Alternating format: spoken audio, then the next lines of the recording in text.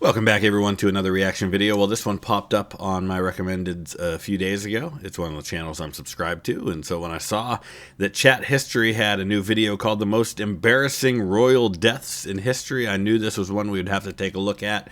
It's a unique way to look at the history of royal families. I don't know where these are going to come from. I can think of a few ideas of ones I might include in a story like this, so I'll be curious to see how many end up showing up. I'll put the link down in the description so you can check it out, as well as I will pin in the comment section a playlist to my previous reactions to Chat History's videos.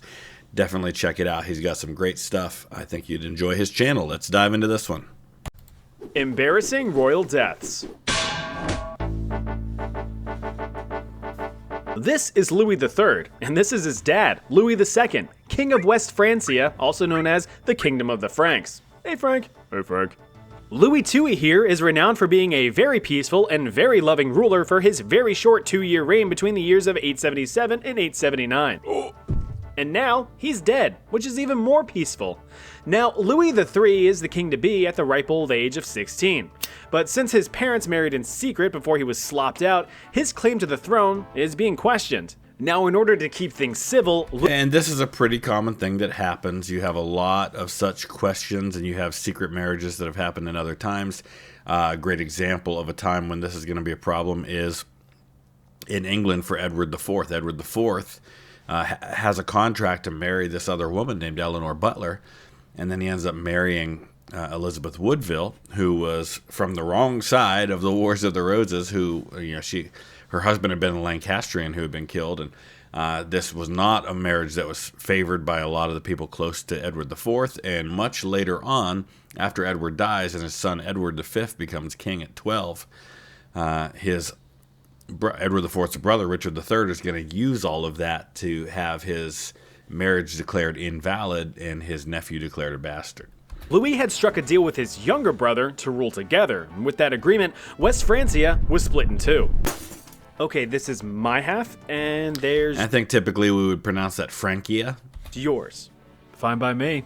My side has the Xbox. The Xbox. Louis III got the north, and his brother, Carloman II, got the south. Together, the two brothers fought off any would-be usurpers from East Francia who contested their reign.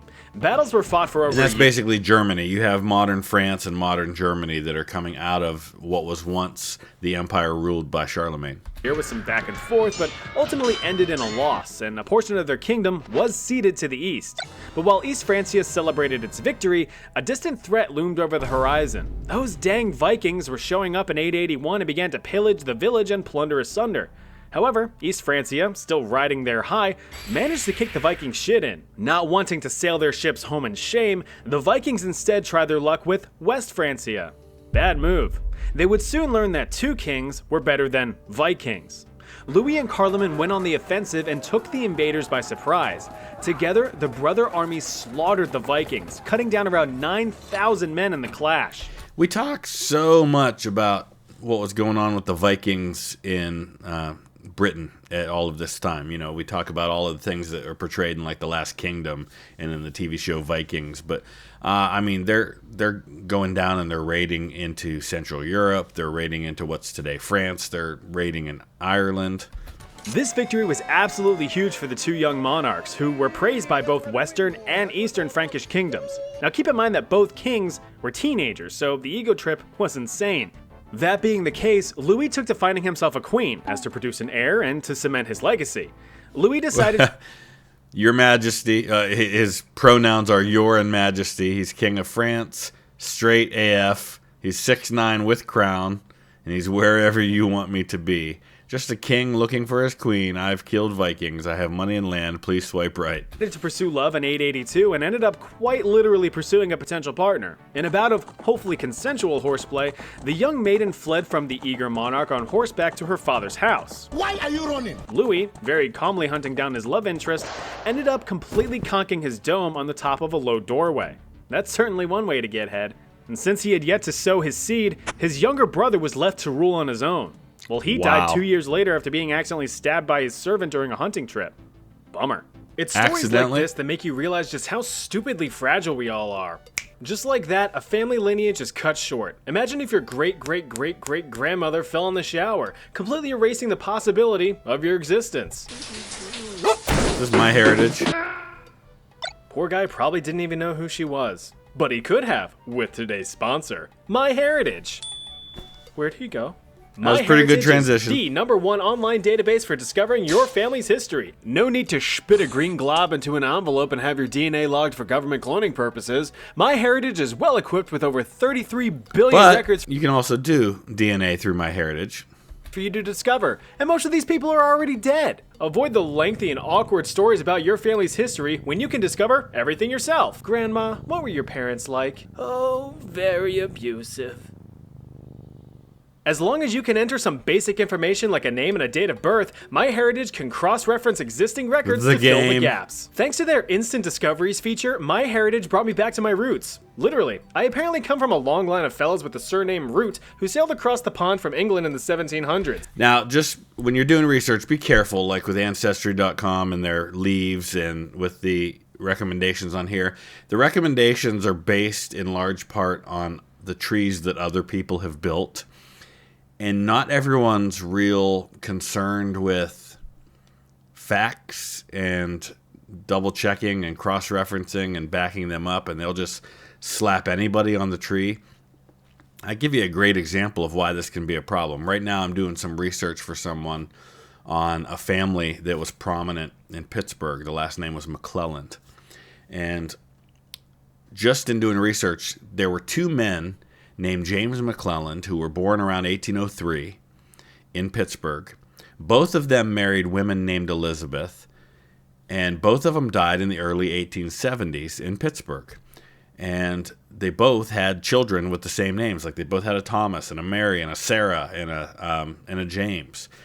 And it's very, very, very easy when you're looking for this information to find one of them and think, that's my guy, and then just run with all that information without realizing that there are two of them and that they lived close to each other, and you could easily mistake one for the other.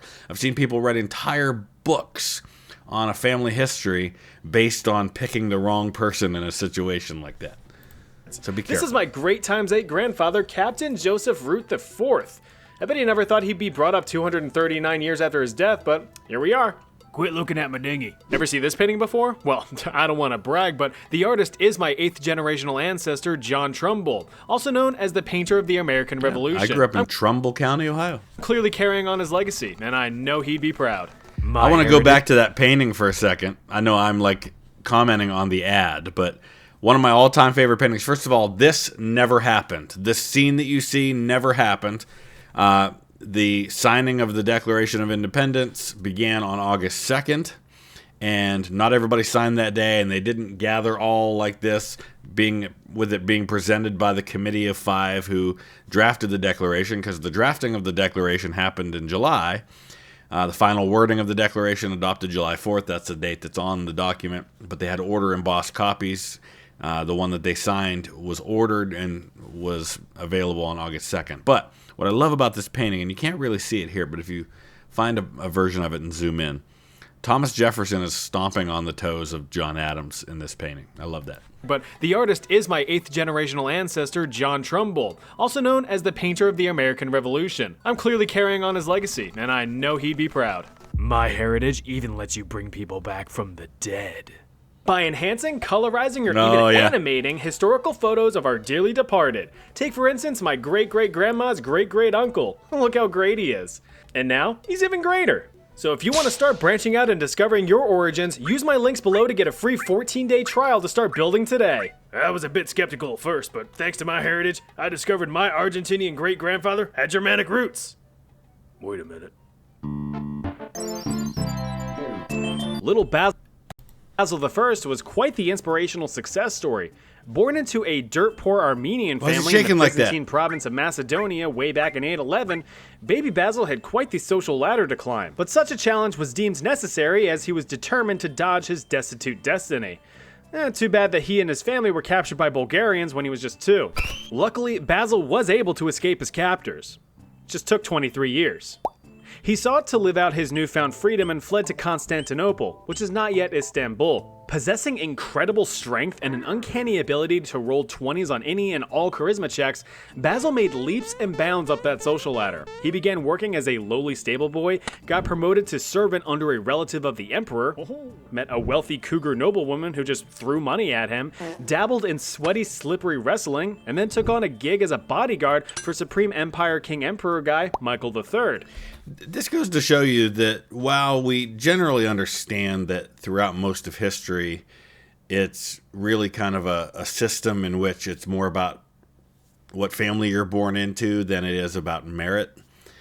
There are times and places in history where meritocracy does happen, where someone who's in a position of inherited power can recognize the abilities of someone and raise them up, because that person was able to achieve that on their own. So this is a great example of that, of a guy who has risen to a degree on his own, and then you just have to get the right connections and you have to know the right people. Now, you'd figure that being a bodyguard to the emperor would be a great place to coast until retirement, but Basil was just getting started. He managed to gain the utmost trust of the emperor, even being formally adopted as a son. And taking advantage of this, Emperor Mikey had been convinced by Basil that his own uncle was secretly plotting to take the throne, so he gave Basil permission to address the issue. He did. This false act of loyalty resulted in the emperor crowning Basil as co-emperor. Crazy. Which was not his best move. You see, Emperor Michael III wasn't very good in his decision-making, which is probably why the public didn't favor him all that much. Basil had one last obstacle in the way of the crown: his newly adoptive dad. But that's nothing a quick swipe of a sword can't fix. Basil dropped the "co" in his title and was now the full-fledged emperor of the Byzantine Empire in 867. Despite having zero qualifications for the job, Basil's establishment of the Macedonian dynasty... But what is the qualification? I mean, really the main qualification at that time is who you are in terms of your birth. I mean, it helps to have skill, but it's not necessary. Dynasty brought the Byzantine Empire into a golden age with various military victories, large-scale construction, and significant cultural and legal reforms. Problem is, when you get into power through murder, you're always going to be looking over your shoulder for the next person trying to do the same thing to you. Yeah, I mean, even if you don't get to power that way, I mean, power just creates those situations. People are not above killing their own family members if it means getting power. Question the logistics of it, but during a routine hunting trip in 886, the now elderly Basil managed to get his belt stuck in a deer's antlers. Yeah, I don't know. The animal went wild, as animals tend to do, dragging Basil across the Windows XP default landscape for 16 whole miles. That's at least... These hunting accidents, especially if we're going to talk later on about a famous hunting accident that happens in Norman England, they do cause some questions, but it's certainly possible. People have died in weirder ways. 2 kilometers. A servant had managed to cut the emperor free, but the damage was done. Although somehow still alive, the emperor sustained tremendous injury. The servant, still brandishing his iconic belt-cutting knife, was accused of attempted murder and was sentenced to death. Wait, what? Emperor Basil I died a bit later from his infected wounds. Old Edmund Ironside was King of England for a whole 7 months in 1016 after his rad dad Athelred II died under unknown circumstances. Poor Edmund rose to power at a pretty bad time. Yeah. Those gosh damn Vikings were gaining a foothold in England, and they needed a stern talking to at the very least. I mean, they'd had a pretty strong foothold in England. It's just the 11th century is a particularly traumatic time for fighting going on in England.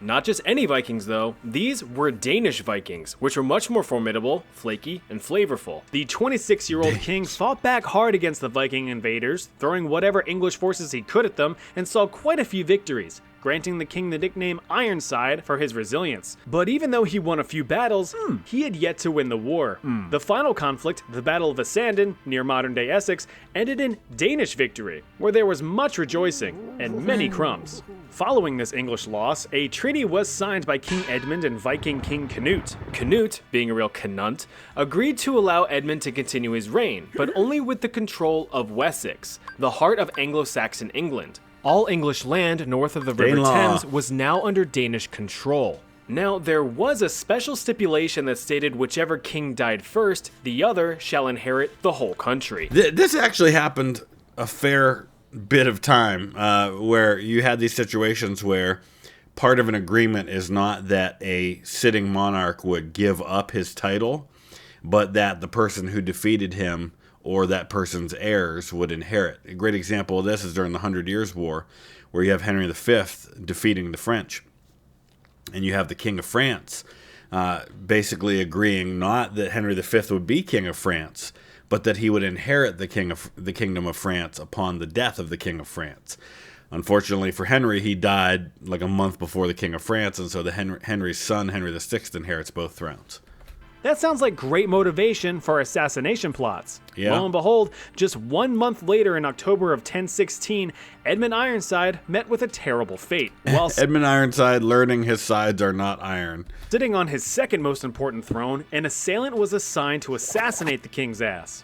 Yep, old Ironsides caught a blade between his cheeks when he was at his most vulnerable. According to some historical sources, an assassin hid under the king's private turlet, waiting for the perfect opportunity to strike. Edmund, as planned, died of his wounds, granting King Canute full control over England, which he ruled for 2 decades. Now, I'm going to look this up, but here's my question. A lot of times these kinds of stories come about later on to basically humiliate further a king who has died. A great example of this is Edward II. Edward II almost certainly did not die by being forced down and held down while a red-hot poker was shoved into his anus to kill him. But that was a story that was popularized later on because of the insinuation that he may have been gay. It wasn't how he died, but I'm wondering if this is a similar story or if this is legit. Okay, so that's kind of what I thought was going to be the case. A contemporary historian at the time of these events, Adam of Bremen, or writing soon after, says that he was poisoned. It's only later on, when you get to the 12th century, that you have historians writing that he was murdered while on the toilet. So a couple hundred years later. Doesn't mean that they're not telling the truth based on some source they had, but the closest source to the event says poison. Here we go. Being the youngest son of 4 to William the Conqueror, Henry I didn't even have a chance of becoming a burger king, let alone any kind of respected monarch. When Daddy William logged off the server in 1087, the late king's possessions were divided as such. His eldest son, Robert, inherited Normandy and was made duke. His second son, Richard... So you notice, isn't this kind of interesting, and this happened a few times, the eldest son does not inherit England. The eldest son inherits Normandy. Now, that might seem strange. Why would being a duke be better than being king? Because this shows you that William the Conqueror still considered the dukedom of Normandy to be his primary title, to be his most important title, and so it goes to the eldest son. This isn't a time when you have all of the titles going to the same person. They got divided among the sons. got nothing. He was dead. From a hunting accident, no less. His third and favorite son, William, inherited the crown of England and was begrudgingly promoted to King William II overnight. I say begrudgingly because it is believed that William II would have preferred to inherit Normandy. Yep. Oh well. Finally, little Henry was given lots of money and a tiny bit of English countryside. But that was immediately yoinked by his now king brother, which never caused any internal resentment in the coming years. Now, some historians believe that King William 2.0 didn't care much for his new majestic role, and as a means of escape from his kingly duties, he frequently went on hunting trips. You can probably see where this is going. During one of these trips, William, who wasn't much of an adventurer, took an arrow in the chest. Now, since lungs aren't where arrows are usually stored, William quivered in pain as the arrow knocked the wind out of him. Hunting accident. Drew his last breath shortly after. Yeah, hunting trips are lethal to nobility. Of course, and you can see how then the inspiration for the death of King Robert in Robert Baratheon in the first season of Game of Thrones, he dies after a hunting accident. Some historical speculations suggest that the friendly fire may not have been so friendly. It is possible that the fiasco was a plot concocted by I love Henry this image where he's like, arrow sticking out of his chest. He's like, what? To seize the crown.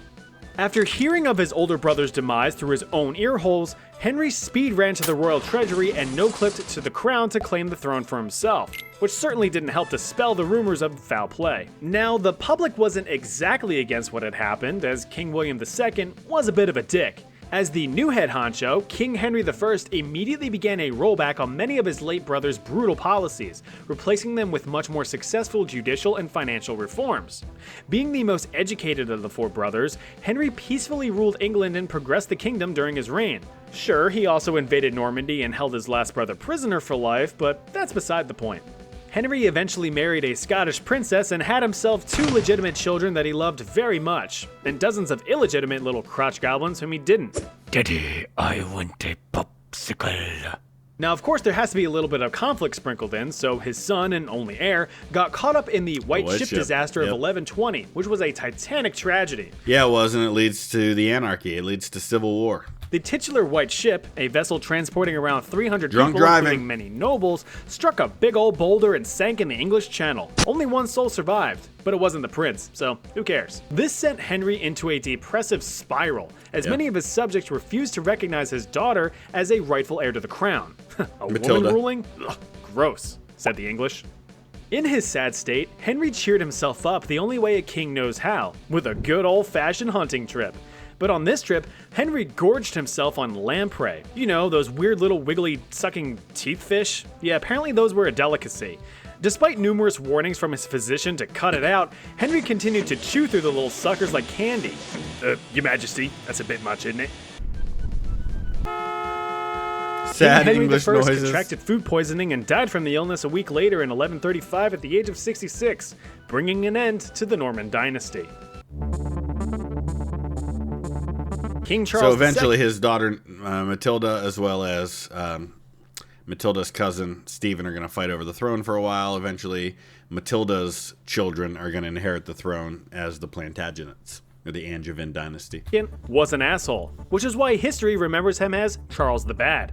Having been born and raised in France and descending from Think a about line of French how bad you have to be in an era where most monarchs did some pretty bad things to get the moniker the Bad. rulers, Charles felt destined to be the big baguette in charge one day, and when his mother, who was the only daughter of former King Louis X of France, faded from existence, Charles received his inheritance, the paltry kingdom of Navarre, a pathetic spit of land in northern modern-day Spain. This sad excuse for a kingdom was an insult to his name, an insult he would never forget. Although now a king at the age of 17, Charles continued to spend his time in France, hoping to build enough influence to gain recognition for his claim to the crown. But he wasn't successful. He would spend the next several decades double-crossing, manipulating, and backstabbing his way through life, pitting England and France against each other during the 100 Years' War. He had deceived, murdered, and betrayed for the sake of gaining power. He eventually helped spark a revolution in France. No, not the French Revolution. That's not for a while. This uprising was the Jacquerie, a peasant rebellion in 1358 against French nobles. Charles led a suppressive force against the peasants to appear to be the savior of France, but everyone saw right through the ruse. After that publicity stunt, Charles lost almost all political support in France and had to turn to England for help. During all of this time, when you have the 100 Years' War, and the 100 Years' War really gets sparked because Edward III of England is going to claim the French throne after the legitimate dynasty dies out, and you have what he sees as a usurper come in and claim a throne that he's rightfully heir to. And Edward had a pretty good claim. There's a debate over Salic law and whether he could inherit under French law. But that French law was conveniently brought up in order to say that Edward couldn't inherit the throne. And so that leads to the 100 Years' War, and you have England taking sides. You've got the Burgundians and the French, and you've got these various factions that are going to be pitting against each other, and England will side with one or the other depending on which one is going to benefit them the most. He ended up pleading with English King Dude Guy Edward III to invade the weakened France and divide the spoils between them, but King Edward was all, no. The king had zero trust for Charles and refused the offer, eventually making peace with France. For now. A few years later, Charles was back on his bullshit, throwing himself in wars and declaring loyalty to both sides in exchange for gaining land and power. He would just favor whichever side was winning. He did get involved in the Spanish Wars between 1365 and 1368, but faked his own kidnapping in order to avoid participating in battle. And that stunt was instantly recognized as cowardice, making Charles a laughingstock of Western Europe. Finally, in 1378, the annoying little fly that was Charlie II was finally swatted. His tiny kingdom was invaded by Spanish forces and promptly wiped out.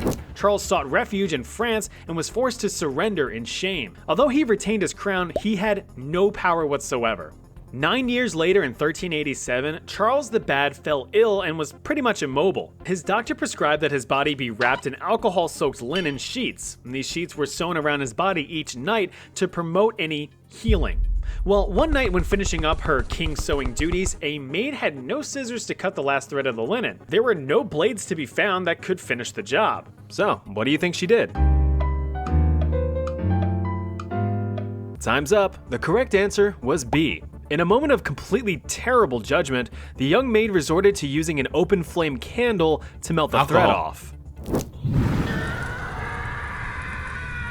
Charles II, who wanted to be a French king so bad, was promptly flambéed in his bed as How the have I maid never panicked heard and this? fled. How have I never heard that story? Henry II of France was a decent king between the years of 1547 up until his death in 1559. Nothing spectacular, but decent. He's remembered as an advocate for keeping the Catholic faith in France and suppressing them smelly Protestants. At a time when you have similar fighting going on in England. This is, what are the dates again? 1547 is the year that Henry VIII dies, and his son, Edward VI, becomes King of England. He's heavily Protestant, and he's persecuting Catholics. And then when Edward dies, Mary, who's Catholic, is going to become queen, and she's going to do the opposite.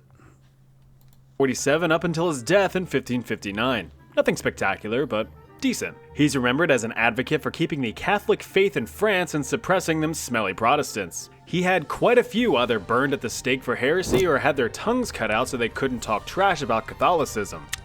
Perhaps his bigger claim to fame, though, was his participation in ending the Italian Wars, which waged across 65 years. With the signing of the Treaty of Cato Cambyses, the deadly wars were finally at an end, and there was much rejoicing. One particular event of celebration was conducted by our subject, King Henry II. To commemorate the end of the wars, as well as his daughter's marriage to King Philip II of Spain, Henry held a jousting tournament. Who had been married to Mary of England. You know, that silly medieval sport where two men hold long wooden poles on horseback and just charge at each other trying to knock the other off. Yeah, I don't get it either, but... This was the big sport, though, of the day. Even Henry VIII participated in jousting. This was something that kings did and occasionally died from. Hey, it's way more entertaining than baseball. Anyway, King Henry II held the tournament on June 30th, 1559 and took it upon himself to participate as a challenger. Perhaps the last bad decision of his life. Yep. Set against his own captain of the King's Guard, the two set off to consensually jab their long sticks into each other. With the ASMR pleasures of a wooden crunch, the captain's lance hit its target and shattered upon impact, as they're designed to do. Problem was, some of the splintered wood decided to nuzzle itself right into the king's eyeball for warmth. Oh my god, okay, I'm sorry, you're fine, you're okay. Royal surgeons raced to the king's aid, but were unable to treat the wound. He's gonna be okay, right, Doc? Tough to say. Problem seems to be this big old piece of wood here. I highly recommend he rest up for a few days and we'll see what happens. Are you gonna remove the wood? I'm sorry, I was unaware that you were the royal surgeon. The medics failed to properly treat the king's wounds, which only got worse over the next few days, leading to severe infection. Which you can't fight. I may have been wrong. King Henry II splintered off from this world on June 10th, 1559. What a bunch of silly stuff, right? I have more ridiculous royal deaths on the list, so if you do want a part 2, let me know in the comments. Remember to click... Yeah, I for one would love to see a part 2 of that. What would you add to the list? Is there an example you can think of that you think would go really well here? Let me know in the comments section below. And definitely check out Chat History. He's got some fantastic stuff. And I for one, really like his sense of humor. It's right up my alley, so I hope you did too. Thanks for watching.